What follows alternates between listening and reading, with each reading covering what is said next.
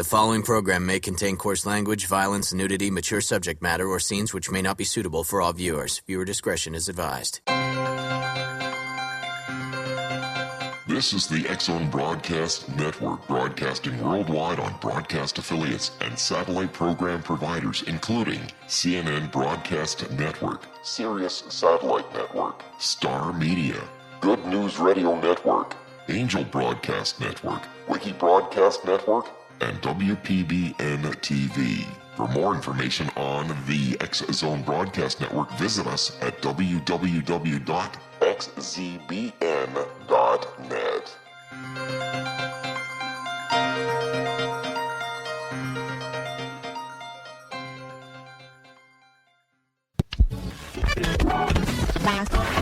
All Hit Radio.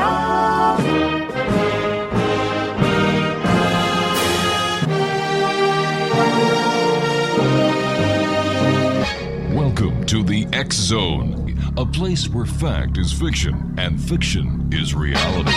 Now, here's your host, Rob McConnell.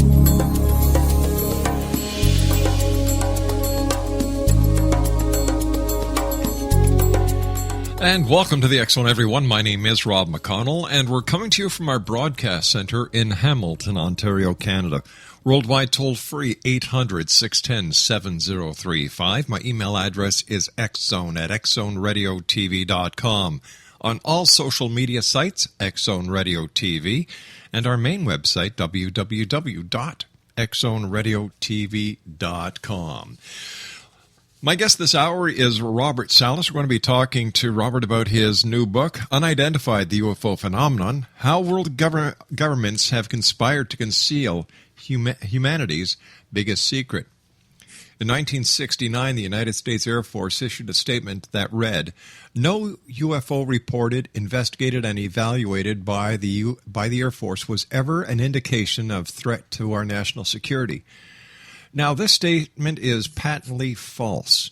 It has been proven untrue by the testimony of many military officers and airmen and documentation of incidents involving UFOs and nuclear weapons, testimonies of which the U.S. Air Force are fully aware. Unidentified details many of these testimonies, some for the very first time. As partial justification for its position, the Air Force cites a University of Colorado study that was contracted and paid for by federal funds.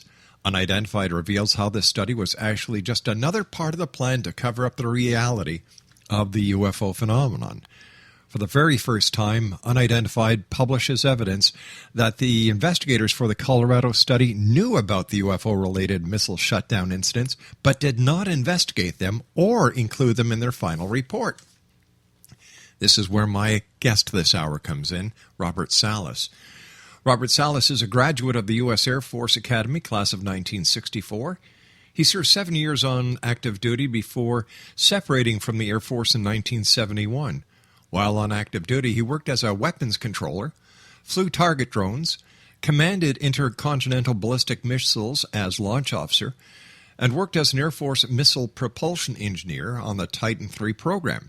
From 1971 to 1973, he worked as a safety and reliability engineer for Martin-Marietta Aerospace and Rockwell International on the shuttle program design proposals. In 1974, until his retirement in 1995, he worked for the Federal Aviation Administration as an aircraft structure certification industry. Now, since 1998, he has worked as a mathematics teacher. He currently teaches and tutors mathematics. In 2005, he published the book Fated Giant with co-author James Klotz, which details his UFO incident while stationed at Malmstrom Air Force Base, Montana in 1967. On September 27, 2010, he co-sponsored a press conference at the National Press Club in Washington, D.C., where he and 6 other ex-military witnesses testified to the reality of the UFO incidents at nuclear weapon bases. Now, in May 2013, he participated in the Citizens Hearing on Disclosure, once again at the National Press Club in Washington. Mr. Salas has been publicly speaking about his incident at UFO conferences, radio, and television shows since 1996. The website, www.spiralgalaxy.org. And now joining me is Robert L. Salas. And Robert, welcome to the X Zone. Great to be with you, Rob. Robert, thanks for that comprehensive introduction. Well, I just wanted to know the people. I just want to let the listeners know that you are a man who is well qualified, well certified. You are a witness above and beyond reproach. And you, to this very day, are saying, hey, the governments of the world have conspired to conceal the UFO phenomenon. Why? Oh, good question. Why? Based on my experience with witnesses and all the experiences I've had in testifying and talking to people, I really think this is now about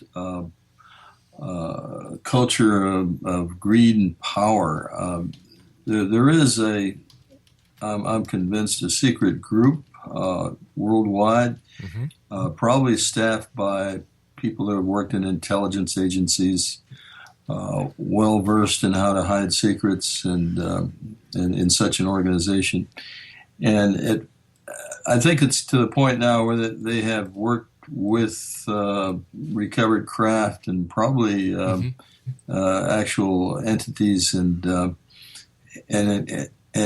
a lot. They know a lot about this phenomenon, which they're not sharing with the public. And probably some of this stuff is very valuable, both commercially and as, let's say, bargaining chips in international politics. Gotcha. Robert, stand by. We've got to take a commercial break. We'll be right back. X-Zone Nation, my very special guest this hour is Robert Salas. He is the author of Unidentified The UFO Phenomenon, How World Governments Have Conspired to Conceal Humanity's Biggest Secret. His website is www.spiralgalaxy.org. The X Zone, a place where people dare to believe and dare to be heard, continues on the other side of this 2-minute commercial break with yours truly, Rob McConnell. Don't go away.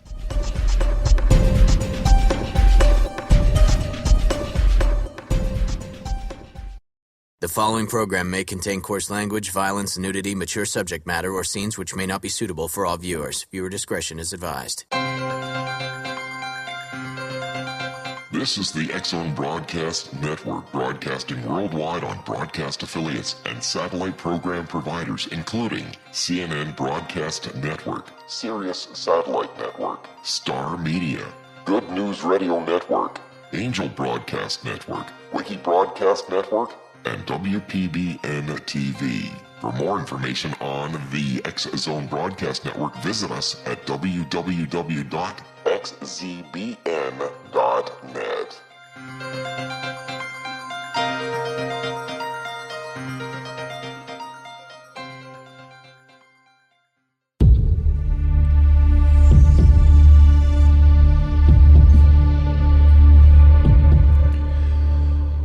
Welcome back, X-Zone Nation. My guest this hour is Robert Salas. He's the author of Unidentified The UFO Phenomena. It's published by New Page Press, and Robert's website is www.spiralgalaxy.org. Robert, can you tell us about your March 24th, 1967 UFO encounter while you were in the Air Force? Sure. Very briefly, I was on duty at what we call Oscar Flight. It's a hardened site in control of 10 nuclear missiles. These were Minuteman I missiles at the time. On March 24th, 1967, I was down in the capsule, which is 60 feet underground. We had 6 guards or so upstairs and a secure facility. On this night or early morning, I don't remember which, we got 2 calls. First call from the topside guard said they'd seen strange lights in the sky and making strange maneuvers. They weren't aircraft, according to them. They were silent, lighted objects making 90-degree turns, etc., high speeds. I had kind of dismissed this, and then about 5 minutes later, he called back, and this time he was screaming into the phone, very frightened, and saying they were looking out at a glowing red object hovering above the front gate. It was just a red pulsating light, some 40 or 50 feet in diameter, oval-shaped, just sitting there above the front gate. They had all the weapons drawn, scared to death, and wanted me to tell them what to do next. I was pretty shocked. Thought we could have been under some sort of an attack. I didn't know what to think, really, but I just told them not to let anything inside the front gate, use whatever force necessary. And he hung up the phone. Went to tell my commander about the phone calls, and as I was starting to tell him, our missiles started going into what's called a no-go condition.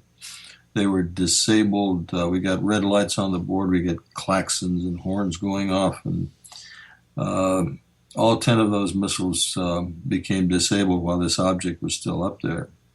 Of course, we were locked in. I couldn't go up there and look at the object. And we went through our procedures, checked. We had a way of checking the fault, and it was guidance and control system failure for each of the 10 missiles. Wow. We had an inertial guidance system, meaning we had a system where the guidance package had to be carefully oriented and targeted, and it was more of a initial mechanical system until it got airborne. And then, of course, the computers took over to calculate its trajectory on target. But at any rate, this was just a failure of the guidance system. We had the same announcement on each of the missiles. There was no power loss, but what this object would have had to do was send a specific signal through 60 feet of earth and concrete and penetrate the cabling system, which was triply shielded from EMI, electromagnetic interference, and send a signal to each of the missiles separately, which were located about a mile or two from my facility and then another mile from each other.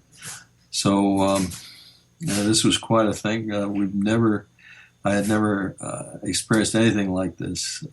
There was no real explanation that the Air Force could come up with. But and we were notified, after we notified the command post, they told us that the same thing had happened at another site.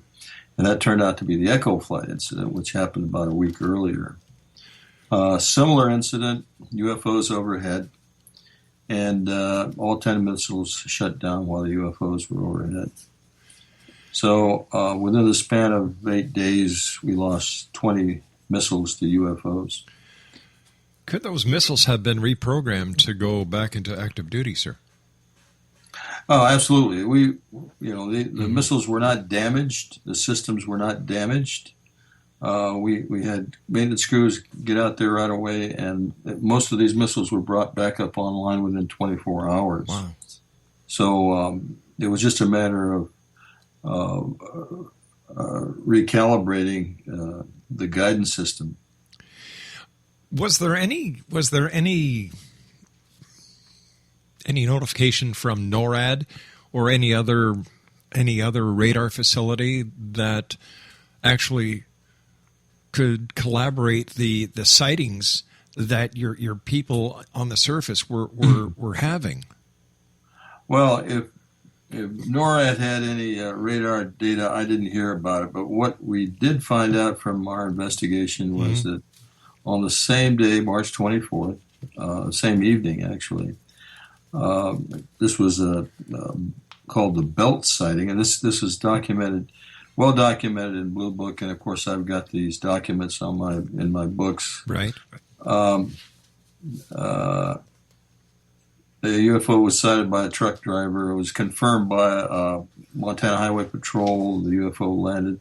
And this UFO, or other UFOs like it, were also seen on the base, on Malmstrom Air Force Base, flying over the base flight line, and also tracked on radar. So there is at least a record of that, at least from public reporting. This comes from public reports from the newspaper. We didn't get any documents about that particularly, but there were airmen that saw the UFO